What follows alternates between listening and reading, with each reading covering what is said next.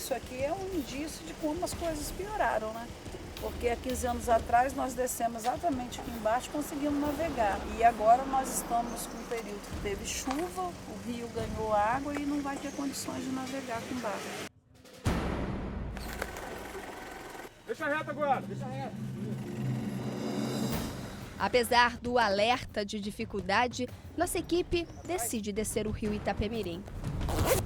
Cuidadosamente, 2 dos barcos foram colocados na água. As primeiras dificuldades aparecem logo. E aqui, olha só, a gente já consegue ver, tem 500 metros que a gente saiu. Um banco de areia grande e aqui já tem bastante dificuldade para passar. Dalva, aqui, por exemplo, bem rasinho, né? Essa era uma região mais funda do rio, conhecida como Volta do Caixão. Hoje ela tem no máximo aqui 1 metro de profundidade, fora o banco de areia que o barco tem que saber contornar esses bancos para conseguir fazer a passagem. Bancos de areia estão por toda parte, como armadilhas. Nesse ponto, precisamos desligar os motores. Nossa equipe consegue andar no meio do rio. A água não passa da altura da canela. O barco tem que ser empurrado. Não vai dar pra subir não. Já liga ela já. Belchior, vai ter que descer, Belchior. Para amenizar o sofrimento de um rio que tenta sobreviver com tanta maldade, a garça real de longe nos observa e nos encanta com um voo majestoso.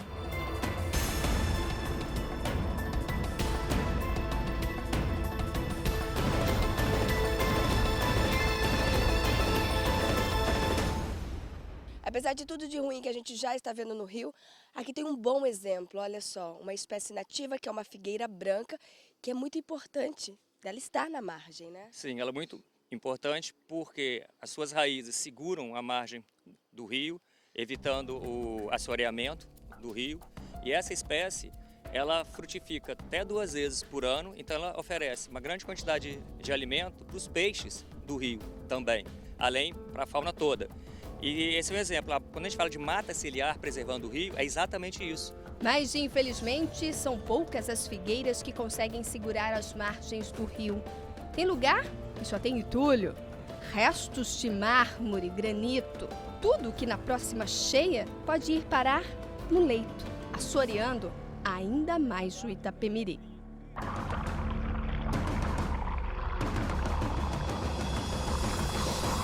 Depois de quase 2 horas que saímos do Baiminas, conseguimos passar por baixo da BR-101 com um flagrante criminoso.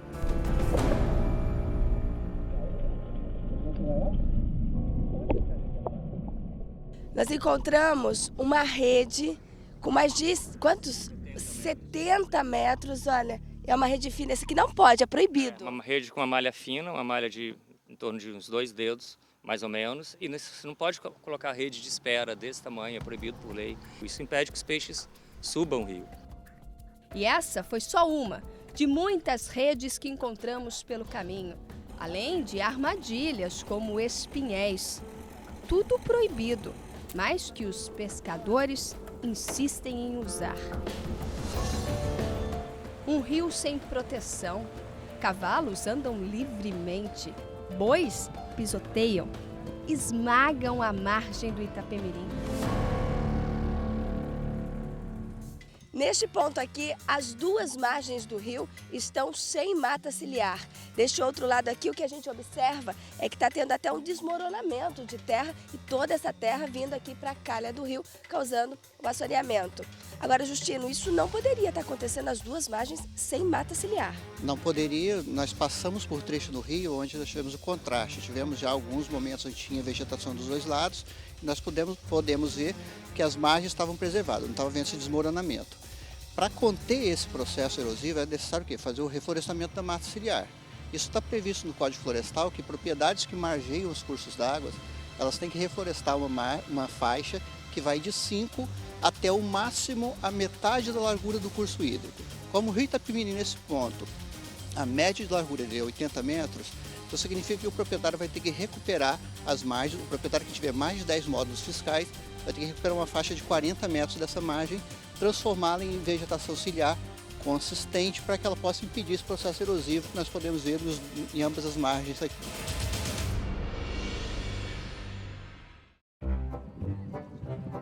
As aves também acompanham a nossa viagem.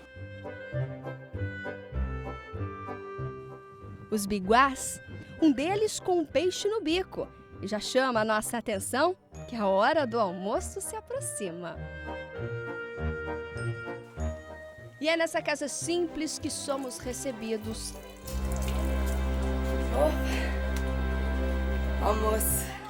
Aqui moram o Júlio, pescador, a Iracema, pescadora, o Dionísio, pescador, a Marilda, pescadora, a dona Vitalina, pescadora, uma família inteira que já foi sustentada pelo rio Itapemirim.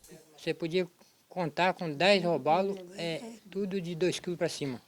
Hoje você não tem acesso a isso. Se a gente fosse hoje sobreviver de pescaria, não dá para sobreviver mais. Vai dar tristeza, né? De ver o rio do jeito que está aí. Não é para mim nem para todo mundo. Hoje nós já estamos com a idade elevada, mas quem vai sofrer é filho e neto. Não vai ter mais o rio. E se continuar assim, não. É difícil, não tem jeito. Não tem jeito. Você sai para pescar, não pega nada. Certo? Não pega nada. O rio está seco. No lugar seco não tem peixe, mano. É hora de nos despedir dessa família e seguimos. Os urubus tentam dar fim no animal morto que foi jogado no rio. Os bancos de areia não param de surgir. Areia, areia! No canto ali, ó. Vou passar pelo canto. A gente parou o barco aqui agora, olha só. Ali tem a outra embarcação, a gente pode ver, olha. Os policiais, eles estão em pé. Mas só pra gente ter ideia do tamanho desse banco de areia. Aqui, olha só, já é um banco de areia, tá? Mole, mas aqui já é. Olha só, tudo isso aqui era para ser o rio Itapemirim. Mas muita areia, muita terra desceu das margens. E olha só, tá muito difícil, inclusive, para navegar. Mata ciliar quase não existe mais. Esse plantio foi feito para isso. Esse aqui já é um trecho de recuperação. Apesar de ter muita planta, muita leucena junto, mas as outras árvores atrás são todas nativas. Já é uma iniciativa de recuperação diária. A dificuldade aumenta com essas dragas que retiram a areia do rio e dificultam a passagem da nossa equipe. Tá fechando o rio, né? Não tem como passar. Complicado.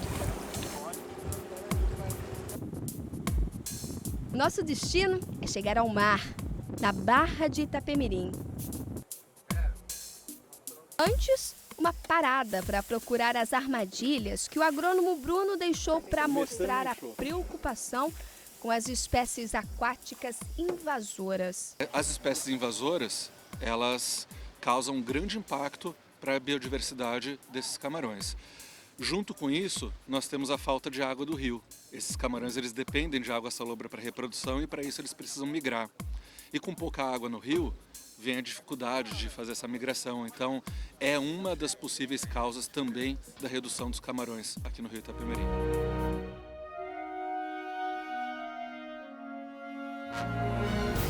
Foram 6 dias, 705 quilômetros, 1.500 minutos registrados em imagens que mostraram que ainda temos muito trabalho pela frente. Não precisa mais fazer diagnóstico, não precisa fazer mais plano de bacia, isso tudo já está pronto. Tem que fazer agora é agir, é ação. E a expedição ela veio exatamente para mostrar isso. Agora, o que nós vimos, só nós sabemos o que nós encontramos. Realmente lamentável e com certeza daqui a 15 anos nós não vamos conseguir navegar mais.